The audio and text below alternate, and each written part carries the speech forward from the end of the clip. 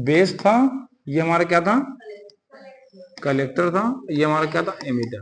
यहां देखो एमीटर और बेस के बीच में कैसी सप्लाई है, बेस टू एमीटर फॉरवर्ड वाइज है, यानी ये है वी बी ई, यानी बी और ई के बीच में हमने जो दिया है पोटेंशियल डिफरेंस वो क्या है, यही है कि नहीं, बैटरी लगी कि नहीं। अब एक बैटरी में लगानी कलेक्टर और बेस के बीच में, किसके बीच में, कलेक्टर और बेस के बीच में। अगर हमने यहाँ पर बेस पे क्या दिया, फॉरवर्ड दिया, प्लस दिया कि नहीं दिया, देखो प्लस, अगर यहाँ पे प्लस लगा दिया हमने तो क्या हो जाएगा, देख लो अभी हमने तो क्या सीखा है, अगर दोनों फॉरवर्ड फॉरवर्ड हो जाएंगे, अगर हमने यहाँ पर भी इस तरह लगा दिया, यानी बेस देखो यहां से प्लस है, दोनों फॉरवर्ड रहेंगे तो क्या कहलाएगा बताओ, हाँ हाँ, दोनों फॉरवर्ड सैचुरेशन रहेंगे, दोनों रिवर्स कट ऑफ रहेंगे, और एक फॉरवर्ड एक रिवर्स एक्टिव रहेंगे। तो हम यहाँ बात किसकी करेंगे, एक्टिव की करेंगे, किसकी, एक्टिव की। तो हमें क्या करना पड़ेगा, यहाँ पर हमें रिवर्स वाइज देनी पड़ेगी, क्या देनी पड़ेगी,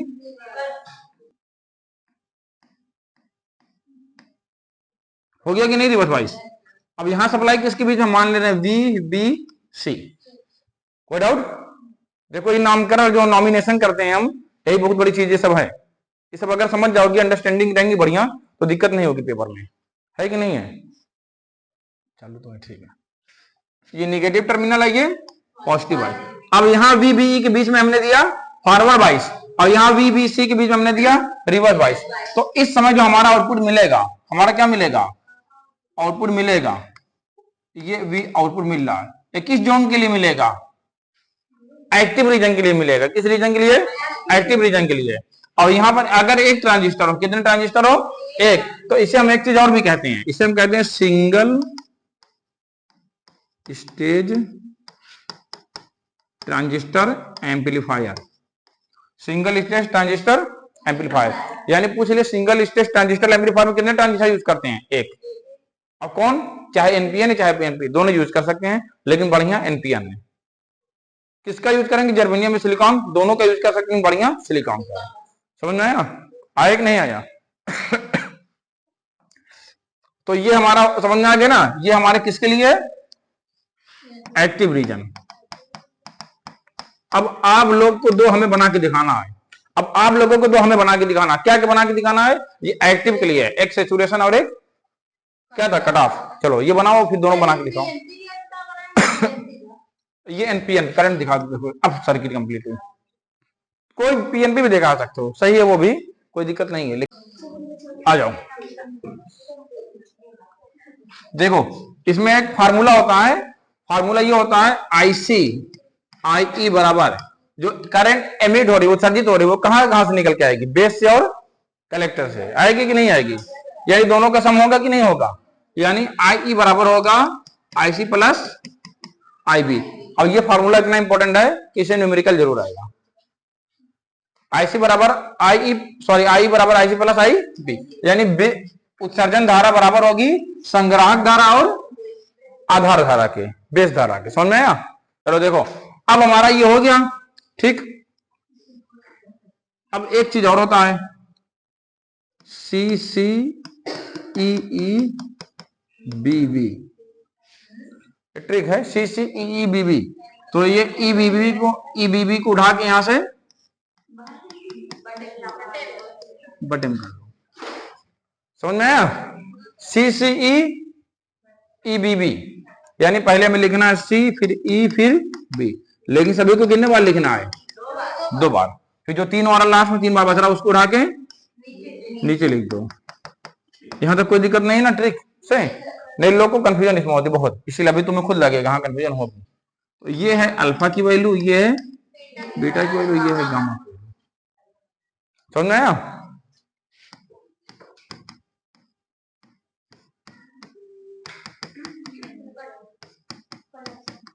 कलेक्शन नहीं कलेक्टर,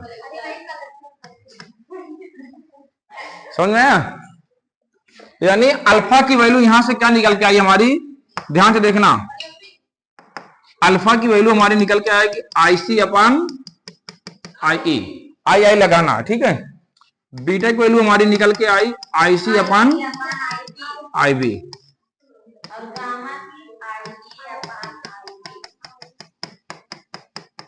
अब ये बताओ, अगर हम ये ट्रिक मिटा दें, क्या कर दें, मिटा दें, अब तीनों में कंफ्यूजन होगी कि नहीं होगी? इसका उसमें ऊपर चला जाएगा, नीचे होगा कि नहीं होगा? होगा। ईमानदारी सोच लो, तुम्हें मान लो याद कर अल्फा की IC बटे आई, फिर बाद में सोचो कि नीचे आई का के ऊपर था, या फिर उसी में लाके आई भी दूसरे दोगे। ये सब गलती होगी कि नहीं होगी? ये होगी, लाजमी है होना, ये गलती होती है। इसीलिए जहां गलती होती है वहां हम ट्रिक बना देते हैं। हमने क्या देखा, सी है, फिर हमने लिखा CC EE BB, फिर हमने उठा के तीनों के नीचे फेंक दिया, और ये इस तरह याद कर लिया, शायद ही कभी भूलेगा, हाँ शायद कभी भूलेगा। CC CEB है, कलेक्टर एमिटर बेस, पर उसी को दो बार लिख लेंगे हम, ये हो जाएगा अल्फा की वैल्यू, बीटा की वैल्यू और गामा की वैल्यू। कोई दिक्कत है इसमें? नहीं है। अब हमारा देखो, अब अगर यहां पर हम, अब अगर इस फार्मूले में हम, इस फार्मूले में, हाँ, तो IE बटे IB बराबर IC बटे IB प्लस IB बटे IB। देखो तीनों में IB से हमने भाग दे दिया भाग तीनों में हमने IB से, है ना? कोई प्री प्लानिंग नहीं है, जो है यही सोच बता रहे हैं, देख लो तुम लोग। अगर प्री प्लानिंग होती खाटा कर हम नोट कर लेते, हम सोच रहे हैं क्या सही वही भी साथ बोल रहे हैं हम। अब सेम कटेगा कि नहीं कटेगा? तो ये बचा IE बटे IB। IE बटे IB किसकी वैल्यू थी? गामा की। IC बटे IB किसकी वैल्यू थी? बीटा। अब प्लस यहाँ बचा 1, ये हमारा इसका फार्मूला आ गया, देख लो, गामा बराबर बीटा प्लस 1।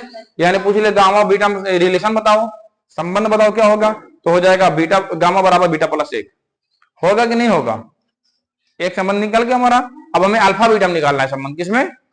अल्फा बीटा में। अब हम इसी से फिर खेलते हैं, इसी में हम चाहते हैं डायरेक्ट बता देते हैं, क्योंकि अधिकतर लोग डायरेक्ट बता देते हैं।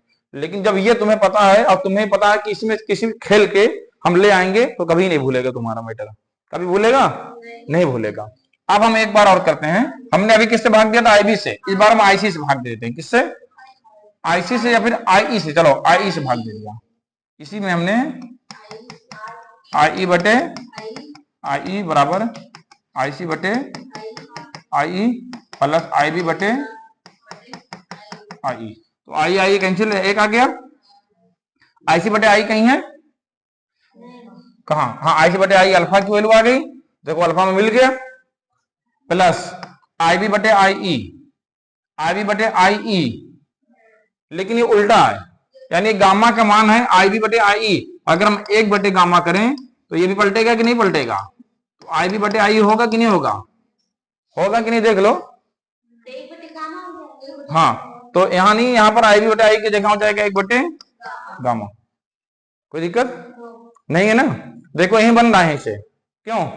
गामा के मतलब इसका मान आ गया। अगर ये होता IE बटे IB तो यहाँ गामा लिखते, लेकिन उल्टा है तो गामा भी तो उल्टा होगा। होगा कि नहीं होगा? कॉन्सेप्ट समझो, कॉन्सेप्ट समझ आ रहा है कि नहीं आ रहा? पॉइंट बोलो। अब यहां से आ जाओ, हमें निकालना है अल्फा बीटा के बीच में रिलेशन। गामा बीच में कहां आ रहा है? गामा बीच में आ रहा है, इसको उठा बाहर फेंकना पड़ेगा कि नहीं? फेंकना पड़ेगा ना। तो गामा कैसे फेंकाएगा? हमें बीटा, अगर हम यहां से गामा बराबर बीटा प्लस 1 है, क्या है? Beta plus 1। अगर इस गामा की जगह हम बीटा प्लस 1 रख दे, गामा यहां से गायब हो गया, फिर हमारा अल्फा बीटा बचा, तो रिलेशन निकला कि नहीं निकला? क्यों छवि त्रिपाठी, कहां खोज रही हो? यहां देखो हमारा क्या आ रहा है, गामा बराबर है बीटा प्लस 1, यानी 1 बराबर अल्फा प्लस 1 अपान गामा का मान है बीटा प्लस 1। यही है हमारा, है कि नहीं है? अब हम अगर इसको हम यही रहने दें अल्फा को, ये इधर 1 अपान बीटा प्लस 1 प्लस में इधर ले आए बॉर्डर के इस पार, 1 भी वही रहेंगे, अल्फा भी वही रहने दें, और 1 भी अपनी जगह रहे एज इट इज, ज्यों का त्यों, और अल्फा भी वही रहे। लेकिन ये प्लस में इधर लाएंगे, किसमें आएगा?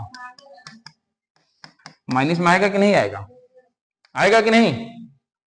अब ये तुम्हें पता होगा, जब इस तरह आ जाता है क्रॉस मल्टीप्लाई, एलसीएम लेते हैं हम, पता है ना ये बात? तो ये बीटा क्रॉस मल्टीप्लाई लेंगे, हो जाएगा बीटा प्लस 1 माइनस माइनस 1 1 जा 1 अपान बीटा प्लस 1। ये बात कितने लोगों को पता है? पता है ना? ये होता है, होता है कि नहीं होता है? ये बराबर हमारा हो गया अल्फा, माइनस 1 प्लस 1 कैंसिल, तो यानी अल्फा बराबर आ गया बीटा अपान 1 प्लस बीटा या बीटा प्लस 1।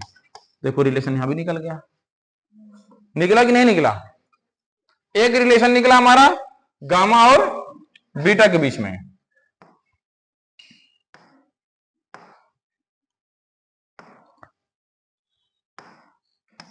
एक रिलेशन हमारा ये निकला, एक रिलेशन हमारा ये निकला था, यानी गामा और बीटा के बीच में संबंध निकल गया हमारा, अल्फा बीटा के बीच में निकल गया। निकला कि नहीं निकला? निकला ना। अब हमें एक अल्फा बराबर मिला है, लेकिन कभी कभी हमारा सीधा सा ऑप्शन दे देगा, 4 ऑप्शन, कहेगा इसमें से कौन सही है। उसमें बीटा बराबर हो जाएगा कि बीटा बराबर क्या होगा, अल्फा और बीटा की रिलेशन में बीटा बराबर क्या होगा। अगर आप लोग को मैथ आएगा आप लोग तुरंत निकाल लेंगे। कैसे निकाल लेंगे? यही पहले नोट कर लो। अल्फा बराबर क्या है? बीटा अपान 1 प्लस बीटा। अब पूछ लिया बीटा बराबर क्या होगा, बीटा का मान पूछ लिया इसमें से, तो हम पहले सबसे पहले क्या करेंगे, हम क्रॉस मल्टीप्लाई करेंगे। तो बीटा बराबर हो जाएगा बीटा ए के beta alpha plus alpha beta. होगा कि नहीं होगा? होगा कि नहीं बताओ? अब बीटा को एक तरफ कर लो, जो निकालना होता है हमें, जिसका मान पूछता है हमेशा, रूल है मैथ में, उठा उठा के उसको एक तरफ फेंकते हैं और सबको उठा के एक तरफ करते हैं। तो ये बीटा यहीं रहने दो, ये इधर बॉर्डर किस बार प्लस में इधर आएगा माइनस में, अल्फा को वहीं रहने दो, कोई दिक्कत? अब बीटा दोनों में, इसको बाहर ले लो तो बचेगा 1 माइनस अल्फा बराबर अल्फा। बचा कि नहीं? यानी बीटा बराबर हमारा आ गया है अल्फा अपान 1 माइनस अल्फा। देखो रिलेशन कितने शानदार से निकल गया, निकला कि नहीं? हमारा रिलेशन आ गया अभी, यानी अल्फा बराबर बीटा अपान 1 प्लस बीटा, बीटा बराबर अल्फा अपान 1 माइनस अल्फा। ये बात ध्यान रखना, सीधा सा क्वेश्चन पूछ सकता है कि कौन सही है इनमें से। हो सकता है ये भी दे दे, ये भी दे दे और गामा वाला भी दे दे, एक गलत दे दे, पूछ लेगा इन चारों में से कौन गलत है, या 3 गलत दे के सही दे दे। लेकिन आपको कॉन्सेप्ट क्लियर रहेगा तभी कर पाओगे, बिना कॉन्सेप्ट के कुछ नहीं हो पाएगा। है कि नहीं है? ये हमें कुछ पता थोड़ी नहीं है, हम तो सिर्फ कॉन्सेप्ट से निकाल रहे हैं। हमें बस एक चीज पता थी इसमें, हमें पता एक चीज क्या थी, आई बराबर आई बी प्लस आई सी।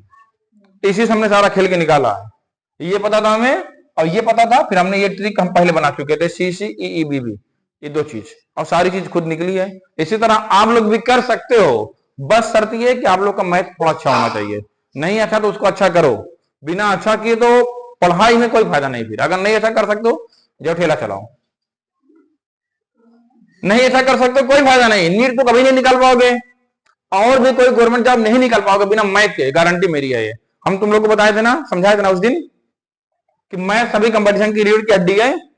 हर एक कंपटीशन में मैथ आता है, चाहे जिसमें तुम चले जाओ, चपरासी से लेके आईएएस तक। चपरासी के लिए चले जाओ, रेलवे ग्रुप डी के लिए चले जाओ, लोको पायलट के लिए चले जाओ, एसएससी की वैकेंसी के लिए चले जाओ, मैथ जान है उसकी। बिना मैथ के कुछ नहीं होने वाला है। अब तुम कहोगे सर मैथ नहीं आता, हम नहीं पढ़ेंगे, तो हम कहेंगे पढ़ाई छोड़ दो। फिर नहीं आ रहा तुम्हारी गलती नहीं, तुम पढ़ाई करो ना।